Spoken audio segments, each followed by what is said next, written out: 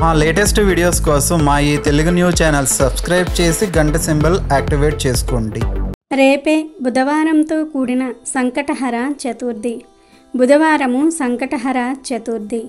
ఈ రెండూ కూడా గణపతికి ఎంతో ఇష్టమైన రోజులు. ఈ రెండూ కలిసి వస్తే దానిని చాలా విశేషమైన రోజుగా భావిస్తారు. మనుషుల కష్టాల నుండి గట్టెక్కించేది సంకటహర చతుర్థి వ్రతం. విఘ్నాలను తొలగించే గణపతికి అత్యంత ప్రీతిపాత్రమైన తిథులలో ప్రధానమైనది చవితి తిథి. అయితే ఈ చవితి లేదా చతుర్థి పూజను రెండు రకాలుగా ఆచరిస్తూ ఉంటారు. మొదటిది వరద చతుర్థి, రెండవది సంకష్టహర చతుర్థి. అమావాస్య తర్వాత వచ్చే చతుర్దశి రోజున చేసే వ్రతమును వరద చతుర్థి అని, పౌర్ణమి తర్వాత వచ్చే చతుర్థి రోజున చేసే వ్రతమును సంకష్టహర చతుర్థి అని లేదా సంకటహర చతుర్థి వ్రతం అంటారు. ఇందులో వరద చతుర్థిని వినాయక వ్రతంగా వినాయక చవితి రోజున ఆచరిస్తారు. సంకటములను తొలగించే సంకటహర చతుర్థి వ్రతమును మాత్రం ఆలంబనగా ఆచరిస్తూ ఉంటారు. పౌర్ణమి తర్వాత వచ్చే చవితిని సంకటహర చతుర్థి అని పిలుస్తూ ఉంటారు. ఆ రోజు గనుక వినాయకుణ్ణి పూజిస్తే ఎలాంటి గ్రహదోషాలైనా తీరిపోతాయి. పెళ్లి కాకపోవటం, పిల్లలు లేకపోవటం లాంటి కష్టాలు తొలగిపోతాయి. ఆర్థిక సమస్యలన్నీ దూరమైపోతాయి. అయితే ఈ సంకటహర చతుర్థి రోజు పొరపాటున కూడా ఈ కూరను వండకూడదు, తినకూడదు. పొరపాటున ఈరోజు ఎవరైనా సరే ఈ కూరను వండినా తిన్నా గణపతి ఆగ్రహానికి గురి అవుతారు. తెలివితేటలు నశిస్తాయి, గండాలు ఎదురవుతాయి. జీవితాంతం ఏదో ఒక కష్టాన్ని అనుభవిస్తూనే ఉంటారు. కనుక సంకటహర చతుర్థి రోజు ఎవ్వరూ పొరపాటున కూడా ఈ కూరను తినవద్దు అని పెద్దలు చెప్తూ ఉన్నారు. మరి సంకటహర చతుర్థి రోజు తినకూడని ఆ కూర ఏమిటో ఇప్పుడు మనం ఈ వీడియోలో వివరంగా తెలుసుకుందాం. ఫ్రెండ్స్, ఫస్ట్ అయితే ఈ వీడియోకి ఒక లైక్ కొట్టి మా ఛానల్ని సబ్స్క్రైబ్ చేసుకొని మాకు సపోర్ట్ చేయండి. రేపు సంకష్టహర చతుర్థి బుధవారంతో కలిసి వచ్చింది. బుధవారంతో కలిసి వచ్చిన సంకటహర చతుర్థి సందర్భంగా మరకత గణపతిని పూజిస్తే విశేషమైన రాజయోగం కలుగుతుంది. మరకత గణపతి అంటే ఆకుపచ్చ రంగులో ఉన్న గణపతి విగ్రహం అని అర్థం. సంకటహర చతుర్థి బుధవారం వచ్చింది.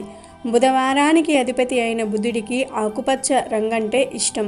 బుధవారానికి అధిపతి అయిన బుధుడికి అధిష్టాన దేవుడు గణపతి. కనుక ఈరోజు మరకత గణపతిని తెచ్చి పూజా మందిరంలో పెట్టుకోండి. ఆకుపచ్చ రంగు గణపతిని తెచ్చి పూజా గదిలో పెట్టి పూజ చేస్తే ఇక మీ జీవితం మొత్తం కూడా విఘ్నేశ్వరుడి అనుగ్రహం మీ మీద ప్రసరిస్తుంది. ఒకవేళ మరకత గణపతి లేకపోతే శ్వేతార్ఘ గణపతిని ఉంచుకోవచ్చు. అంటే తెల్ల జిల్లేడు వేరు మీద చెక్కిన గణపతిని కూడా పూజా మందిరంలో ఉంచుకోవచ్చు. ఈ సంకటహర చతుర్థి రోజు గణపతికి అభిషేకాలు చేస్తే చాలా మంచిది. మీ ఇంట్లో చిన్న గణపతి విగ్రహం ఉంటే పాలతో అభిషేకం చేయండి, సర్వ సంపదలు కలుగుతాయి. పెరుగుతో అభిషేకం చేయండి, అనారోగ్య సమస్యలన్నీ కూడా తొలగిపోతాయి. ఏ పని అయినా సరే విఘ్నాలు లేకుండా జరగాలంటే తేనెతో అభిషేకం చేయండి. మనశ్శాంతి కలగాలంటే పంచదార కలిపిన నీళ్లతో అభిషేకం చేయండి.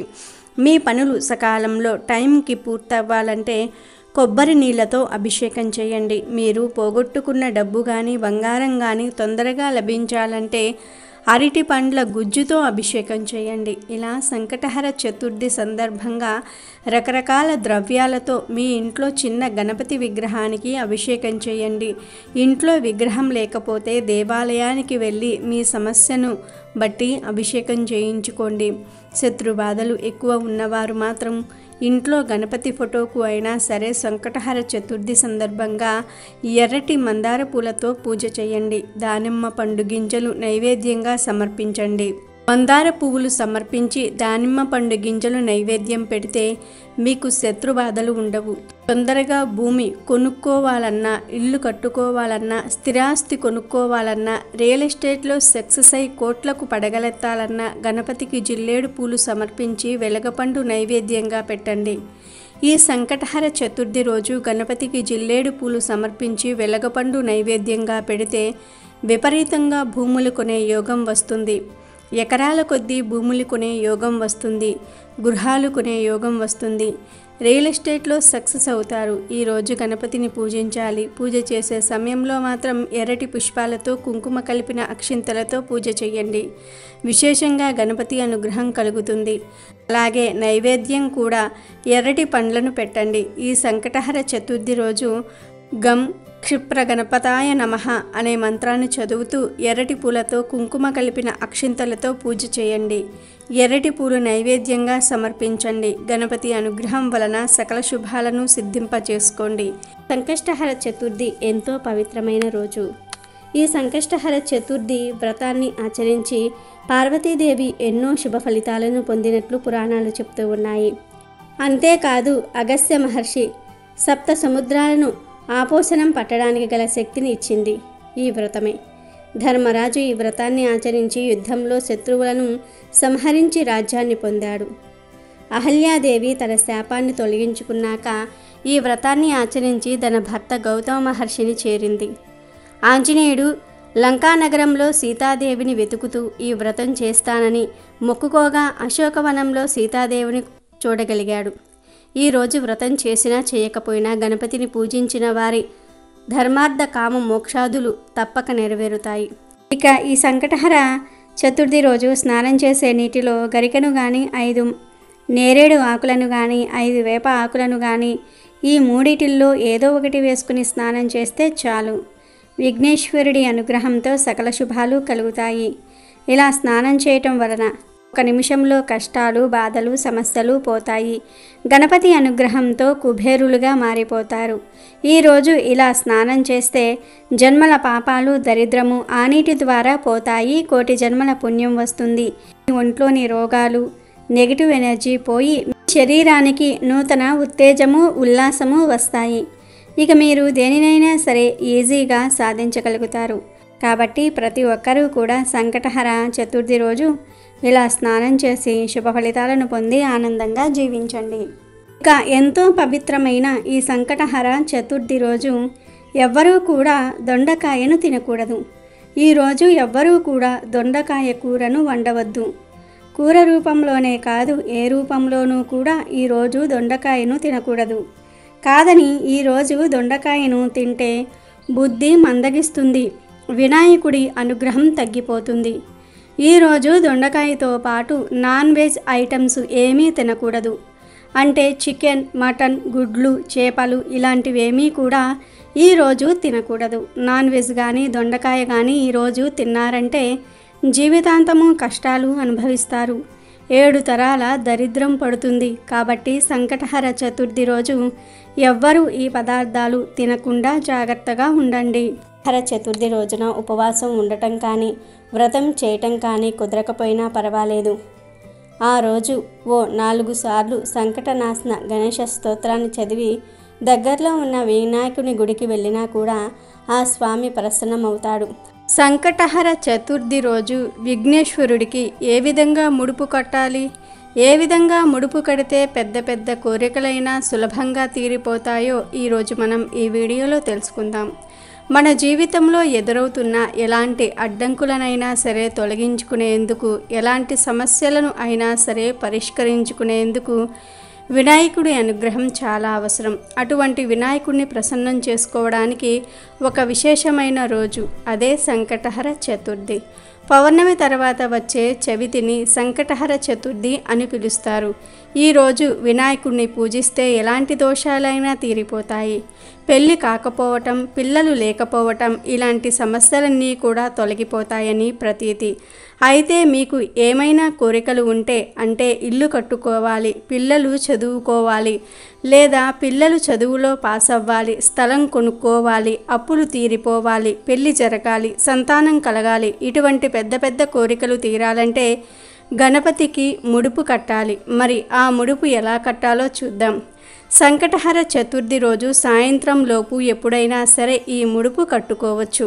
ముందుగా స్నానం చేసి పూజ గదిలో ఆసనాన్ని ఏర్పాటు చేసుకుని దాని మీద విఘ్నేశ్వరుణ్ణి ప్రతిష్ఠించి ఎర్రటి పూలతో ఎర్రటి అక్షింతలతో స్వామివారిని మీకు తోచిన విధంగా ఆరాధించుకోవాలి. స్వామికి నీరాజన హారతి ఇచ్చుకున్న తర్వాత మీరు సంకల్పించుకున్న మీ కోరికను స్వామివారికి విన్నవించుకోవాలి. స్వామి, నాకు ఈ కోరిక ఉంది. నాకు ఎలాంటి విఘ్నాలు లేకుండా అన్ని విఘ్నాలను తొలగించి నా కోరికను తీర్చు తండ్రి. నీకు ముడుపు కడుతున్నాను. నా కోరికను తీర్చే బాధ్యత నీదే అని చెప్పుకుని స్వామి ముందు ఒక పసుపు రంగు వస్త్రం పరిచి దానికి కార్నర్స్లో 4 వైపులా కూడా పసుపు కుంకుమతో బొట్లు పెట్టుకోవాలి. ఇప్పుడు ఈ వస్త్రంలో మీరు మీ స్తోమతను బట్టి కొన్ని బియ్యాన్ని వెయ్యాలి. 1 సేరుంపావు బియ్యం వేస్తే సరిపోతుంది. ఈ బియ్యంలో 2 రూపాయి కాయిన్స్ వేయాలి. అలాగే 5 వక్కలు, 1 పసుపు కొమ్ము వేయాలి. పసుపు కుంకుమలు జాకెట్ ముక్కకు చివరన మాత్రమే రాయాలి. బియ్యంలో వేయకూడదు, ఎందుకంటే తడి తగిలితే బియ్యం పాడైపోతాయి. ఇప్పుడు ఈ వస్త్రాన్ని మూట కట్టండి. ఈ మూటను స్వామికి ఎదురుగా పెట్టి ఈ మూటకు కూడా అక్షింతలు, పువ్వులు సమర్పించి పూజించాలి. ఆ తర్వాత స్వామి, ఇదిగో నా కోరికను ముడుపు కొడుతున్నాను, నీ ముందు పెడుతున్నాను, నువ్వు స్వీకరించి నా కోరిక తీర్చు తండ్రి అని చెప్పి నమస్కారం చేసుకోవాలి. ఆ తర్వాత ఈ ముడుపును చక్కగా ఒక కవర్లో పెట్టి అంటు తగలకుండా ఉండే చోట, మైలు తగలకుండా ఉండే చోట జాగ్రత్తగా ఉంచుకోవాలి. ఈ మూట చుట్టూ చీమలు పట్టకుండా చీమల మందు చల్లితే మంచిది. సంకటహర చతుర్థి రోజు ఇలా ముడుపు కట్టుకోవాలి. మీ కోరిక ఎప్పుడైతే నెరవేరుతుందో అప్పుడు ఈ ముడుపులోని బియ్యంతో కుడుములు వండి అందరికీ పంచిపెట్టాలి. 1 కుడుమును మాత్రమే మీరు స్వీకరించాలి, మిగిలిన అన్నీ పంచిపెట్టేయాలి. ఇంట్లో వండటం కుదరని వారు దేవాలయంలో ఈ బియ్యాన్ని ఇచ్చి డబ్బులు కట్టి కుడుములు చేసి పంచిపెట్టమని చెప్పండి. లేదా ఇంటి దగ్గర ఈ బియ్యంతో కుడుములు చేసి దేవాలయంలో స్వామివారికి సమర్పించవచ్చు. ఇలా ముడుపు కడితే ఎలాంటి కోరిక అయినా సరే తీరిపోతుంది. ఒకానొక నాడు ఇంద్రుడు తన విమానంలో భృగుడి అనే ఒక వినాయకుడికి గొప్ప భక్తుడు అయిన ఋషి దగ్గర నుంచి ఇంద్రలోకానికి తిరిగి వెళ్తూ ఉండగా షర్సేన అనే రాజు రాజ్యం దాటే సమయంలో అనేక పాపములు చేసిన ఒక వ్యక్తి ఆకాశంలో పయనించే ఆ విమానం వైపు దృష్టి సాగించారు. అతడు దృష్టి సోకగానే ఆ విమానం చటుక్కున భూమిపై అర్ధాంతరంగా ఆగిపోవటం జరిగింది. ఆ ఇంద్ర విమానం అద్భుతమైన వెలుక్కి ఆశ్చర్యచకితుడైన ఆ దేశపు రాజు సురసేనుడు గబగబా బయటకు వచ్చి ఆ అద్భుతాన్ని ఆశ్చర్య చెందుతూ ఆలకించసాగాడు. ఇక్కడ ఇంద్రుని చూసి ఎంతో సంతోషానికి లోనైన మహారాజు ఆనందంతో నమస్కరించారు. ఇంద్రునితో అక్కడ విమానం ఎందుకు ఆపినాడో కారణం అడిగాడు. అప్పుడు ఇంద్రుడు, ఓ రాజా, మీ రాజ్యంలో పాపాలు అధికంగా చేసిన ఒక వ్యక్తి ఎవరిదో దృష్టి సోకి విమానం మార్గమధ్యంలో అంతరార్థంగా ఆగింది అని చెప్పాడు. అప్పుడు ఆ రాజు, అయ్యా, మరి మళ్ళీ ఆగిపోయిన ఈ విమానం ఎలా బయలుదేరుతుంది అని అడిగాడు వినయంగా. అప్పుడు ఇంద్రుడు, ఇవాళ పంచమి, నిన్న చతుర్థి. నిన్నటి రోజున ఎవరైతే ఉపవాసం చేశారో వారి పుణ్యఫలాన్ని నాకిస్తే నా విమానం తిరిగి బయలుదేరుతుంది అని చెప్పాడు. సైనికులంతా కలిసి రాజ్యమంతా కూడా తిరిగారు. అన్వేషిస్తూ ఒక్కరైనా సరే నిన్నటి రోజున ఉపవాసం చేసిన వారు కనబడతారా అని. కానీ దురదృష్టవశాత్తు అలా ఎవ్వరూ నిన్నటి రోజున ఉపవాసం చేసిన వారు దొరకలేదు. అదే సమయంలో కొందరు సైనికుల దృష్టిలో ఒక గణేష దూత వచ్చి మరణించిన స్త్రీ మృతదేహాన్ని తీసుకువెళ్ళటం కనపడింది. సైనికులు వెంటనే ఎంతో పాపాత్మురాయిలైన ఈ స్త్రీని ఎందుకు గణేష లోకానికి తీసుకువెళ్తున్నారని ప్రశ్నించారు. దానికి గణేశ దూత, నిన్నంతా కూడా ఈ స్త్రీ ఉపవాసం ఉంది, తెలియకుండానే ఏమీ తినలేదు, చంద్రోదయం అయిన తర్వాత లేచి కొంత తిన్నది, రాత్రంతా నిద్రించి సూర్యోదయ సమయాన నిద్రలేచి కొంత తినటం వల్ల ఆమెకు తెలియకుండానే సంకష్టహర చతుర్థి వ్రతం చేసింది, ఈరోజు మరణించింది అని చెప్పాడు. అంతేకాక ఎవరైనా తమ జీవితాలలో ఒక్కసారైనా సరే ఈ వ్రతం చేస్తే వారు గణేష లోకానికి కానీ స్వనంద లోకానికి కానీ చేరుకోవటం మరణం అనంతరం తథ్యం అని చెప్పాడు. గణేష్ను దూతని అప్పుడు సైనికులు ఎంతో బ్రతిమలాడారు ఆ స్త్రీ మృతదేహాన్ని తమకిమ్మని. అలా చేస్తే విమానం తిరిగి బయలుదేరుతుందని ఎంతో చెప్పారు. ఆమె పుణ్యఫలాన్ని వారికివ్వడానికి గణేష్ను దూత అంగీకరించలే లేదు. ఆమె దేహం మించి వీచిన గాలి ఆ విమానం ఆగిపోయిన చోట చేరి విస్ఫోటనం కలిగించింది. మృతదేహం పుణ్యఫలం పొందినది కావటం వలన ఆ దేహాన్ని తాకిన గాలి సైతం పుణ్యం పొందింది. దాని వలన ఇంద్రుని విమానం బయలుదేరింది. ఈ కథ సంకష్టహర చవితి ప్రాముఖ్యత, ఆధ్యాత్మిక విలువలతో పాటు సంకష్ట చవితి ఉపవాసం మొదలైన విషయాలు తెలుపుతున్నది. వినాయకుని భక్తులందరినీ దృష్టిలోనూ ఈ వ్రతం చేయటం వలన చాలా పుణ్యం పొందుతారని భావన. ఈ వ్రత మహత్యం వలన ఈ వ్రతం ఆచరించిన వారు ఎవరైనా గణేశుణ్ణి లోకానికి లేదా స్వనంద లోకానికి చేరుతారని, అక్కడ భగవంతుని ఆశీస్సుల వల్ల ఎంతో ఆనందాన్ని అనుభవిస్తారని అంటూ ఉంటారు. అమెజాన్లో బెస్ట్ డిస్కౌంట్స్ కోసం వీడియో డిస్క్రిప్షన్లో లింకు ఉంది, చూడండి. అలాగే మా టెలిగ్రామ్ ఛానల్ సబ్స్క్రైబ్ చేసుకోండి.